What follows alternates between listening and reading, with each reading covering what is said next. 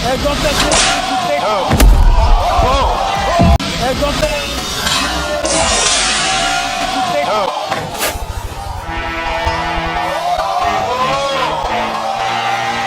Don't touch me, yan ang warning ng kalaban ng bullying ito, pero hindi niya pinapansin kaya ito ang napala niya. Don't touch me. Don't touch me.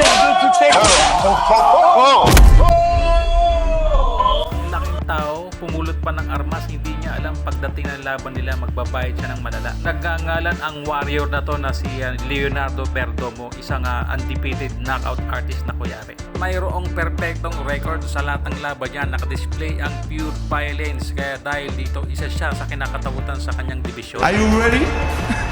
Dumating na nga yung oras ng kanilang laban pero hindi malang tumagal kahit isang minuto yung bully. The moment na nag-ring na yung bell, bigla na lang transform itong si Perdomo sa pagiging raging beast. At nako, sinagasaan yung bully. Tumagal lamang yung laban ng 13 seconds. Combinación de manos. Ahí está. ¡Se acabó!